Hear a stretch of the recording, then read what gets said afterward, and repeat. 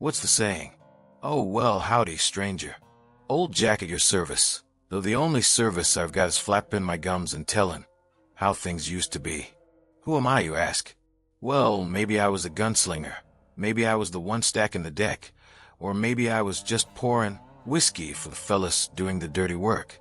But that ain't why you're here, is it? Nah, you're here to hear a story. So lean in.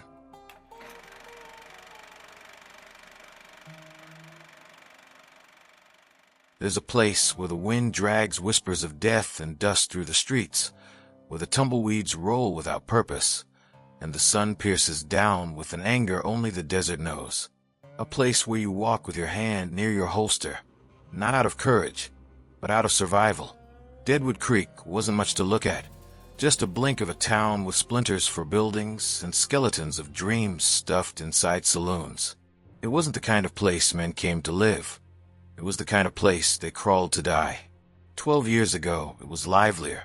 The mine was still coughing up enough silver to keep the drunks spilling whiskey down their shirts, and the gamblers' halls never shut their doors.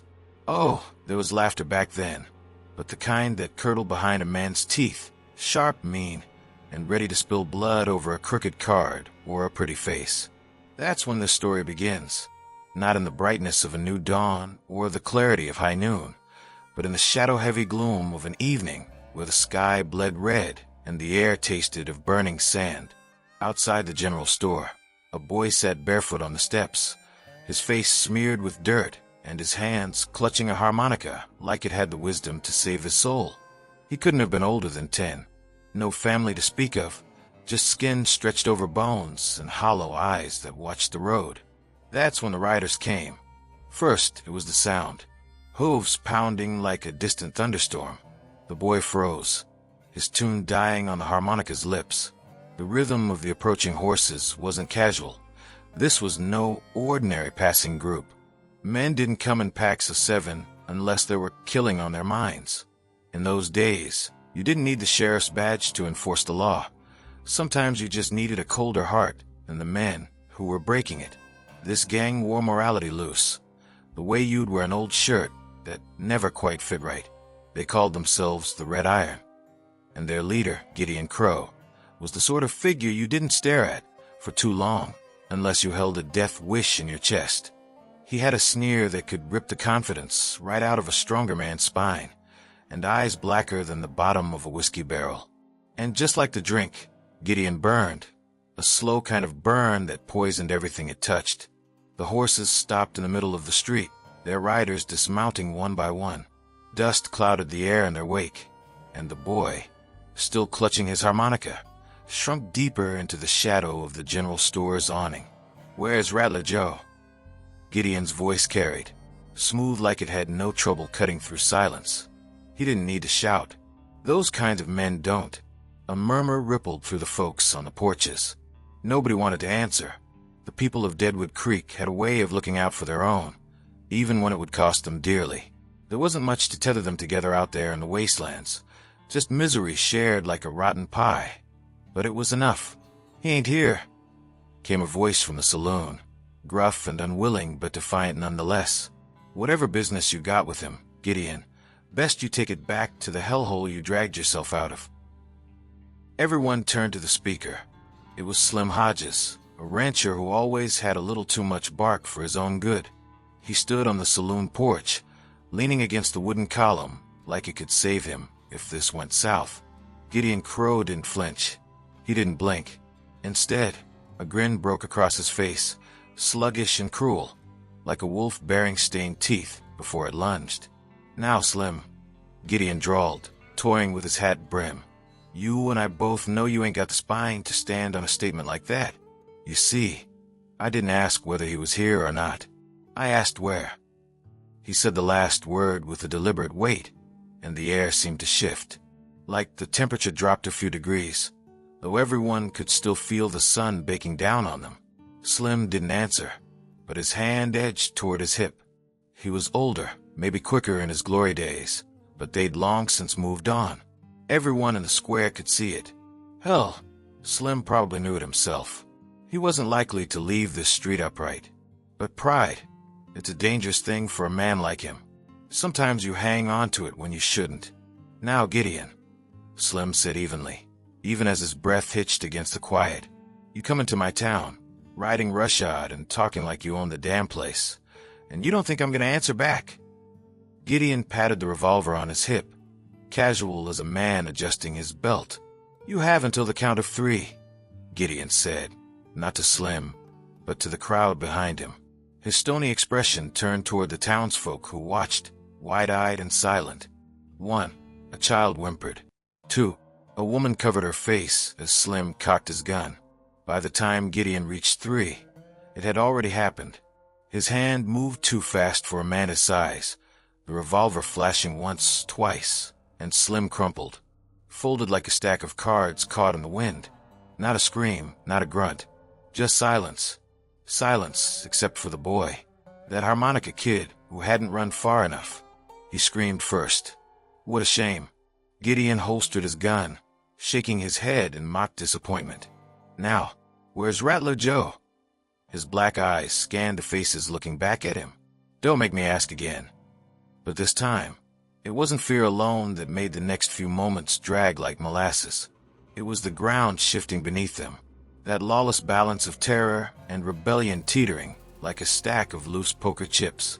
Someone stepped forward. A girl, barely 20, with flame in her eyes. And there, Deadwood Creek tilted toward something reckless, courageous, and fated to explode. A girl stepped forward. Just a girl, not a gunslinger, not ranch boss, not some outlaw with years of dirt under her boots. Just a slip of a thing wrapped up in courage too big for her bones.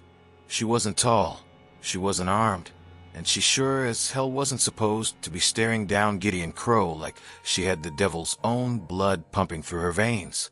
Her hair was the color of honey, but sunburned on the edges. Her clothes were plain, a faded blouse stitched poorly at the seams, and a skirt caked in desert dust. If you passed her on the street yesterday, you wouldn't have looked twice. But today, she put herself between the Red Iron Gang and the town like she had a right to, and it felt like the world stopped moving. I remember the choke of wind that came through Deadwood Creek that moment, how the air seemed caught in her defiance, heavy and still, wrapped around her like a shroud as she squared her shoulders.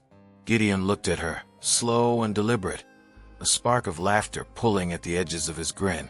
Well now, he tipped his hat back, eyes glinting in the red dusk like chips of coal. This is new. Who might you be, little lady? She didn't flinch, didn't wince at his mocking tone or the tension, snapping on the air like the tightrope between dawn and hell. Her chin lifted. Hi, proud, foolish. Mercy, she said, her voice steady. Mercy, Gideon repeated, rolling the name over his tongue like he was testing its weight. That sounds more like a prayer than a name. It's just a name, she shot back. And it ain't mine you need to worry about. Rattler Joe ain't here, so you can pack yourself and your boys up and ride back the way you came. Deadwood don't want trouble. There was a stirring in the crowd, a ripple of astonishment. They didn't cheer her. They didn't call encouragement, but they leaned forward, breaths held tight, watching to see if the world would crack under the weight of such daring. Gideon tilted his head, taking his time, studying her like she was strange and foreign, like he couldn't quite believe what he was hearing. His hand drifted to the revolver holstered on his hip, a slow, lazy drift like something that didn't need haste. But you see, Mercy, he said softly, his voice the kind of quiet that sets teeth on edge, the kind of quiet you lean into expecting thunder. Trouble is my favorite thing. Behind him, the 6 men who rode with him grinned like jackals. One of them adjusted his belt, his stomach round underneath it. Another spit on the dirt, casual and bored, staring at the fading sunlight like none of this mattered. They were the kind of men you pray don't look over their shoulders back at you, the kind of men who make deals with graves. Mercy stepped closer, a foolish step, a brave step. Her skirts tugged at her legs as the wind picked up like it had been holding its breath. Deadwood's been quiet for years, she said, louder this time. The mine is dry, the banks are empty, and these people don't owe you a damn thing. Joe owes me, Gideon smiled, and when a man owes me, Well, he doesn't get free until I say he can breathe in peace. The townsfolk started shifting, nervous, uncomfortable. Mercy raised her eyes to the crowd behind her, to the scared faces hiding behind doorways and shadows. Her voice climbed, surprising them all. Is this what we've come to? Hiding, waiting to be picked off like chickens in a coop. That's what they want, she warned. For us to be cowards, to let these men take what they want every time they ride through. Gideon's grin faltered. Just for a moment. Her fire, her stubbornness, it didn't fit the mold. Women like her, young and hungry for justice, they don't last long out in these parts. These lands chew you up, spit you out, and laugh when it does. She shouldn't have spoken that way. Shouldn't have stood so tall. Mercy turned back to him. So go ahead, she said, dropping her hands to her sides, her fingers flexing. Take another man's life. Burn us down to ash like you've done everywhere else. But I'll tell you right here and now, Gideon Crowe, you're going to run out of towns before you run out of my kind. And that cut something in Gideon. Nobody spoke to him that way. Especially not some barefoot girl wrapped in patchy clothing, standing on a street with a harmonica kid crying in the corner. He drew his revolver, the barrel gleaming under the orange sky. It wasn't elegant. Violence in these parts isn't meant to be elegant, but it was sure and deadly. 6 shots, slick as oil, ready and hungry for breath. Deadwood Creek fell still. Mercy didn't move. You got a death wish, little girl? Gideon asked, his voice lowered into a growl. Maybe, Mercy said, her hand steady, but not today. The harmonica boy yelped when the sound cracked through the street. A gun, not Gideon's. There was a flash from somewhere hidden, a shadow on the rooftop of the saloon, tucked quiet like a coiled rattlesnake. It hit Gideon's hat first, knocking it clean off his head. Gideon froze, his face screaming anger before words could catch up. Rattler Joe, Mercy whispered in triumph, the whisper tugging at the edges of the quiet now unfurling in the street. The crowd shifted again. You could see it in their faces, the tide of fear just starting to turn. The courage bubbling beneath the surface, like smoke in a chimney. I reckon she told you we weren't interested, Gideon. A voice rang out from above, the sharp voice of the man Gideon's gang had sniffed after like wolves. Rattler Joe leaned forward, his aging but steady hands carrying a rifle over his shoulder. I'd be wise enough to listen to her. Gideon's men shuffled uncomfortably. The power of their leader was undeniable, but small moments like this, cracks in strength, they matter in the hot-blooded lands of the West. Men don't follow flawlessly when they smell fear. They wait for weakness, and Mercy had given them just enough to taste it. Deadwood Creek didn't cheer just yet. It didn't lean all the way into salvation, but for the first time in a long string of evenings, it stood spine straighter than shadows knew what to do with. The air felt sharp, like broken glass scattered across the breadth of Deadwood Creek. Gideon Crowe's smile vanished in the time it took a bullet to knock his hat clear off his head. He stood there, exposed under the bleeding sunset, one hand gripping the gun that had almost spoken death into the metals of the dirt. Rattler Joe didn't flinch from the rooftop. At 50 years and worn thin with scars that clung to him like bad memories, Joe still carried the presence of a younger man.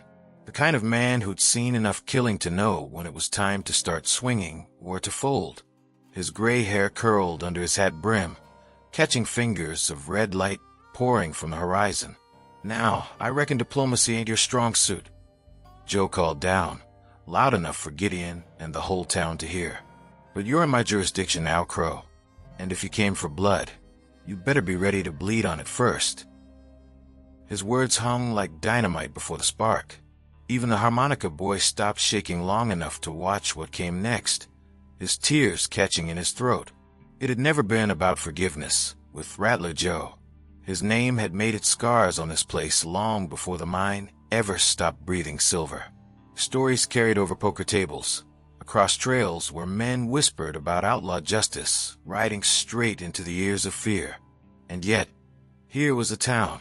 Here were people, pausing at the mercy of whether Joe would ruin its last remains or save it. Mercy stood still below, a perfect focus of frozen resilience, waiting, straining under the gravity of Crowe, and Joe locking in this moment like steel barbs, clashing for control. Asterisk Gideon finally hissed, his voice uncoiling into the tension like a snake's snap. Joe raised his rifle barrel slightly, calm as if he were still sitting by some long-gone campfire. His shadow stretched across the wooden boards of the saloon roof, like it was trying to weigh every one of Gideon's 7 men somewhere south of Spine Courage.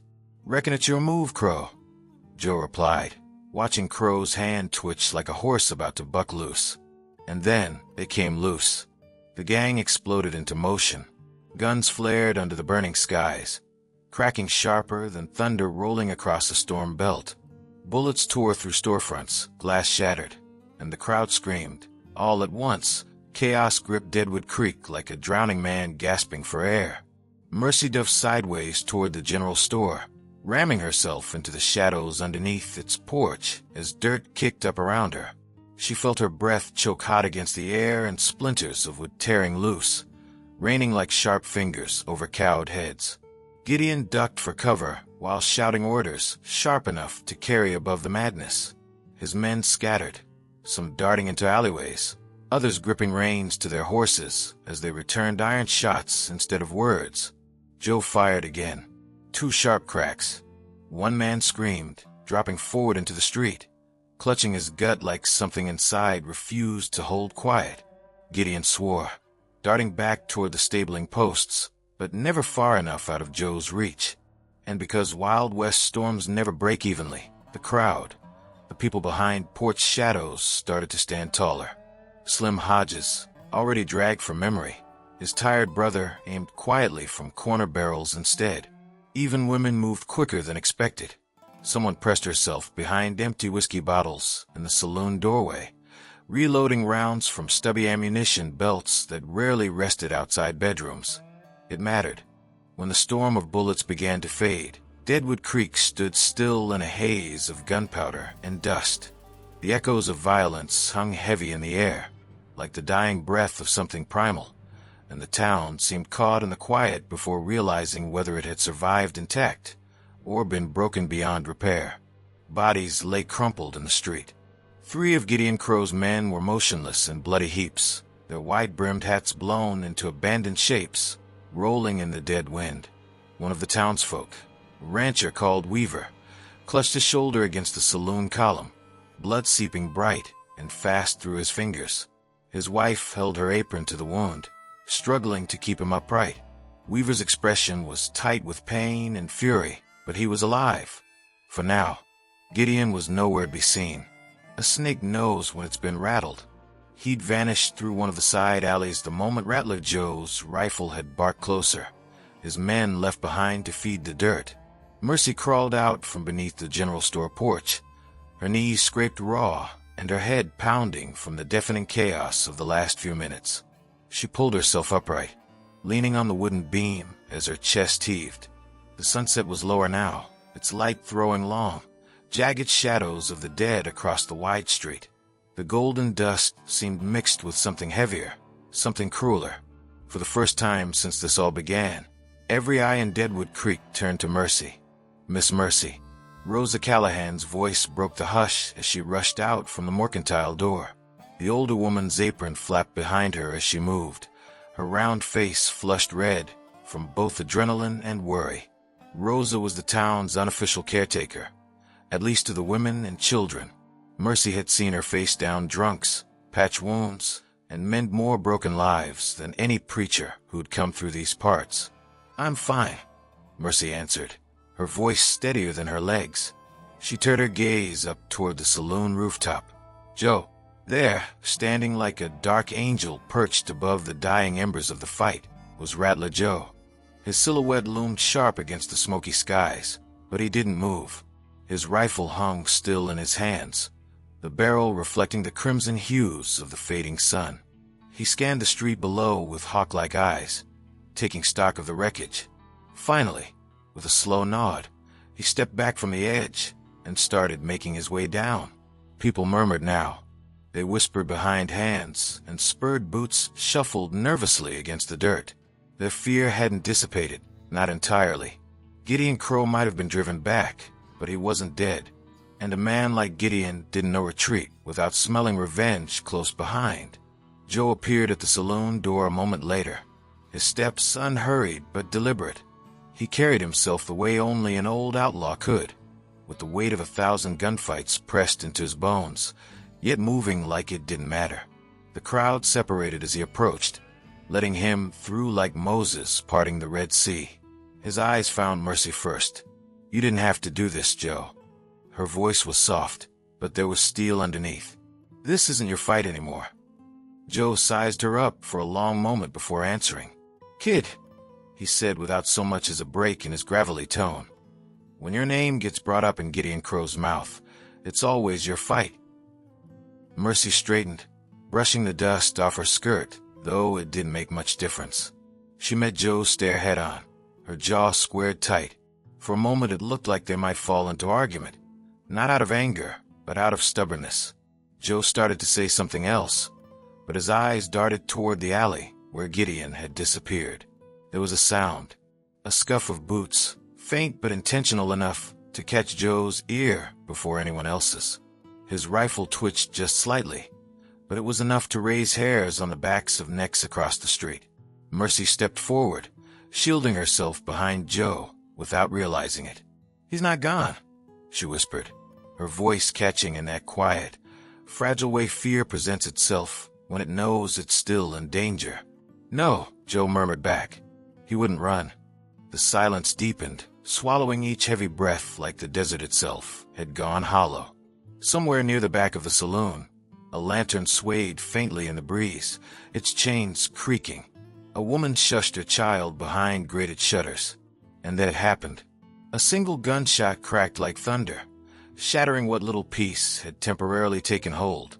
Dust exploded from the ground inches from Joe's foot, Gideon Crowe's warning shot. The outlaw sauntered into view from behind the alley corner, calm as water until he looked closer and saw how tight his knuckles gripped the revolver. His hat was gone, his face dirted, and his black eyes glittered with venom as he took slow, deliberate steps into the square. "Evening, Joe," Gideon called out. His voice was hoarse now, raw and bruised from rage bottled underneath his skin. "I was wondering if maybe you and your little friend here had mistaken me for a stray dog." Joe shifted his stance, but his rifle stayed trained steady. He didn't need to sneer or spit to signal his disdain. It hung off him naturally, as sure and cutting as the graying stubble across his jawline. "This is over, Crowe," Joe said plainly. "Go back to wherever hell spat you out." Gideon stopped and spread his arms wide, his revolver swinging loosely in one hand as if testing the weight of the moment. "Over." He repeated the word slowly, smirking, but his face was drawn taut. "Nah, this place ain't rid of me yet." "Then you'll be leaving in a pine box," Joe replied, his voice colder than anyone'd ever heard it. There wasn't time for argument. Sudden movement set everything ablaze again. Gideon raised his pistol faster than a hawk striking its prey, but Joe's finger twitched just as quick. The sound of the first shot rang out, reverberating through the street like an ambush sprung too late. Mercy dropped to the ground out of instinct, the people scattering to either side. And there, under the blood-tinged light of the dying sun, Gideon Crowe fell to his knees. His hand gripped his chest, crimson pouring between his fingers in rivers too fast to stop. His revolver clattered to the ground, a hollow sound against the rising wind. Joe stood exactly where he'd been, his rifle still smoking, as the town watched their victor claim his silence. When Gideon Crowe finally hit the ground, it wasn't like in the stories folks tell. There wasn't a slow collapse, no stoic last words muttered through gritted teeth. He just crumpled, knees buckling first, then the rest of him folding forward like he'd been robbed of the strength to even hold himself up. His blood pooled beneath him, dark and spreading, soaking the thirsty dirt like the desert itself hungered for his kind. The crowd didn't cheer. There was no applause, no great exhale of relief. Just silence, a wide, gaping silence that swallowed Deadwood Creek whole. Every soul in the square stood frozen, as if even speaking would disturb the fragile break in violence. Gideon's revolver lay just out of reach, its glint dulled by the red haze of the setting sun. For a man who had carried terror like a badge, he didn't look like much now. Just another body in the dirt. And then something broke. A murmur rippled through the small crowd. Voices hushed, but trembling with something uncertain. The people moved back cautiously, stepping away from the crimson streak in the street, like it might still rise up and bite at their heels. Joe stood where he'd taken a shot, his rifle still aimed at nothing, his hands as steady as stone. He hadn't moved. He didn't even blink, like he wasn't ready to trust the silence yet. He didn't lower the barrel until he'd taken 2 slow breaths that came like the groan of an old church door swinging open. Finally, after what felt like an eternity, Joe let the rifle drop to his side. His sharp eyes turned toward Gideon's twisted frame on the ground. There was no triumph in his expression, no pride or relief, just weariness, the kind that crawls into your bones and settles there, heavier than the iron and gunpowder that had ruled his life. Mercy climbed to her feet in the corner, her motions slow and careful, like the tension might snap again at the slightest wrong step.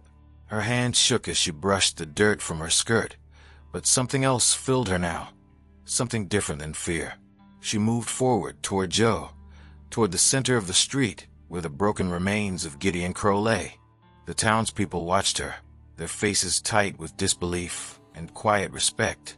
"Joe," she said softly, her voice barely more than a whisper. "It's over." He looked at her then, and for the first time since the first gunshot cracked the fragile piece of Deadwood Creek, a flicker of something human returned to his sharp, weathered face. But only for a moment. He nodded once, almost imperceptibly, then turned his gaze back to Gideon's body.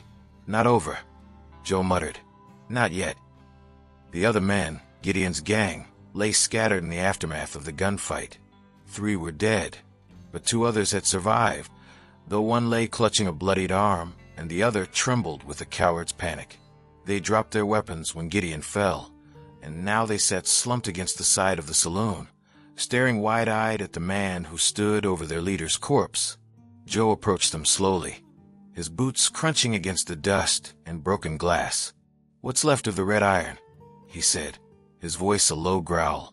The words weren't a question, just a grim acknowledgement of the scene before him. He crouched down to their level, his eyes boring into them, deeper than they probably thought a man could see someone. "You've got a choice," Joe said, his voice cold. "Get on your horses, ride out of here, and never so much as whisper Deadwood Creek's name again. Or—" He didn't finish the sentence. He didn't need to. The rifle he still carried in one hand said enough. The men didn't waste time. The uninjured one scrambled to his feet, dragging his wounded and protesting companion alongside him. They didn't even look back before disappearing down the empty road, their dust trails vanishing into the horizon as quickly as it had been stirred up. Joe straightened, his joints creaking like old wood. The rifle felt heavier in his hand than it had when he fired it just minutes earlier. The weight of it pressed at him now, not just physically, but deeper, cutting through the soul like a dull knife that wouldn't stop. It was mercy in its own way, letting them go, though it didn't feel like it. The town started to buzz again, low and cautious. People began to step out from the porches, drifting into the street as if to confirm with their own eyes that the nightmare had truly ended. Rosa Callahan wrung her hands in her apron, muttering prayers under her breath. Father McReady, who hadn't once left the safety of a small chapel down the road, edged closer to offer what he could to the wounded. But the townsfolk still gave a wide berth to Rattler Joe and the body of Gideon Crowe. Even Mercy hesitated as she reached him. She stopped beside Joe, staring down at Gideon, the same way you might stare at a particularly venomous snake, even after its head had been cut off. "Did he really deserve it?" she asked quietly, though there was no sharp criticism in her voice, only the hollow edge of something raw, something heavy. Joe didn't answer at first. He looked down at the dead man, the blood-soaked dust, the bullet casings scattered like forgotten trinkets. His shoulders sagged just slightly. Finally, he said, "It doesn't matter what a man deserves." "And you?" she asked, turning her eyes to him. "Do you deserve the weight of it?" He chuckled dryly at that, though there was no humor in the sound. "Whatever I deserve, Miss Mercy. The dust of this place will bury it the same as the rest." Together, they watched as a few bold men from the town began to gather what was left of Gideon and his dead men. No one spoke as they dragged the bodies out toward the edge of the desert. There were no plans for a burial. Men like Gideon Crowe didn't get crosses over their heads. Only the sands and the scavengers laid claim to their stories. Mercy frowned and crossed her arms tight over her chest. "What'll happen now?" Joe turned toward her, his eyes heavier but still piercing. "Now the town rebuilds. Now they decide what to make of what's left." "Will you stay?" Joe didn't answer right away. He looked past her, toward the horizon where the last smoldering trails of sunlight cooled into the purple of twilight. Somewhere out there, further than they could see, there would be men like Gideon Crowe. There always were, and Joe had never been the settling kind. "I don't belong here," he said simply. Mercy nodded, as if she'd already known the answer deep in her gut. "But maybe you could," she said softly, "if you tried." Joe tipped his hat to her, his face unreadable. "Maybe," he replied. "Maybe." But by the time the stars came out that night, Joe and his shadow had already disappeared into the desert. People say the land shapes the soul. The desert, with its unyielding heat and vast empty skies, breeds resilience in those it doesn't kill outright. Deadwood Creek had been scarred by gunfire blood, and too many years of living at the edge of law and ruin. But scars aren't just reminders of pain. They're proof that something survived. And Deadwood Creek, for all its battered boards and weary people, had survived. It was spring when the town truly began to breathe again. The long, cold nights of winter, when the wind howled through the cracks in the saloon's boards and lanterns flickered against endless dark, had quieted into soft, sunlit mornings. Something about spring in the desert brings color to a world used to dust and stone. Green sprigs pushed stubbornly from the dry, cracked earth. Wildflowers bloomed in the ravines, and with them, the people of Deadwood Creek pushed forward. On a clear morning, with the sun climbing high but forgiving, the schoolhouse was finally finished. The sturdy wooden building stood proud near the edge of town, newer than anything Deadwood had seen in years. Its fresh timber gleamed, and inside, sunlight streamed through large windows placed carefully to soak the room in warm, natural light. A single desk stood at the front, with rows of benches and writing slates ready for the children who would fill them. Mercy Burke stood just outside the school's doorway, her hand resting lightly on the frame as she watched the first students make their way across the street. The faint smell of fresh wood and earth hung in the air. Her skirts, practical and clean, fluttered slightly in the breeze, and the faint glint of the badge pinned to her blouse caught the morning light. "Miss Burke, are the letters really this small?" A voice piped up beside her. It was Emma Patterson, clutching a slate so tightly it was a wonder it hadn't snapped. Her eager eyes darted from the writing etched onto it to Mercy, who chuckled softly. "They won't seem small for long," Mercy said, taking the slate and pointing to the letters with care. "You'll get used to reading them soon enough." Emma trotted off, already calling for Billy and the Weatherby twins to show them the slate's wriggling lines. Mercy smiled, something warm blooming in her chest. That didn't come around often. She turned to see Sarah Patterson, weary but proud, walking toward her with Weaver close behind. Behind them came Miguel Callahan, along with the McCullough boys and their parents.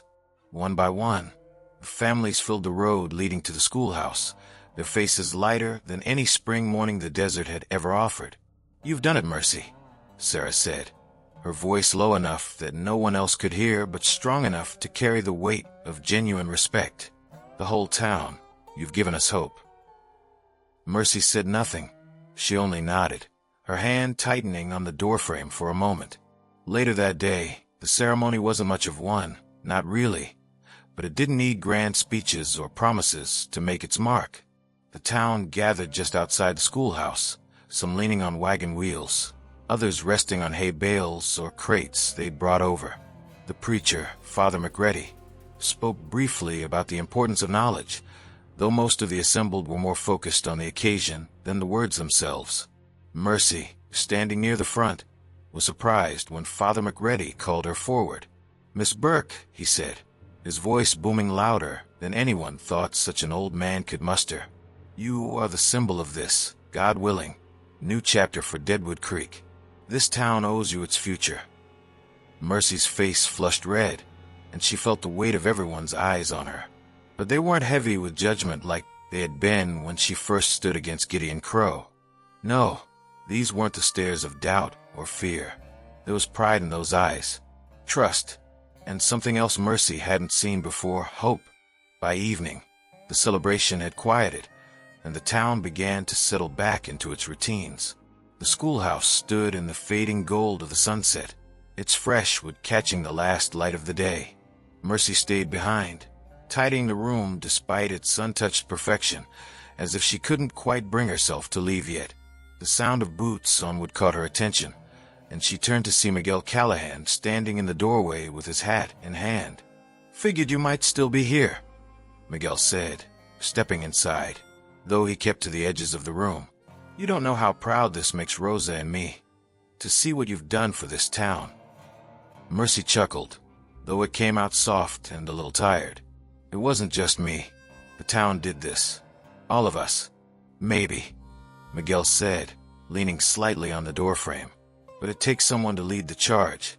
Someone with courage enough to step forward when no one else will." Before Mercy could respond, Miguel gestured toward the badge pinned to her chest. "Wasn't sure about that at first," he said, his tone warmer now. "But I think it suits you." Mercy placed her hand over the small metal star. For weeks now, it had felt like a weight heavier than she expected.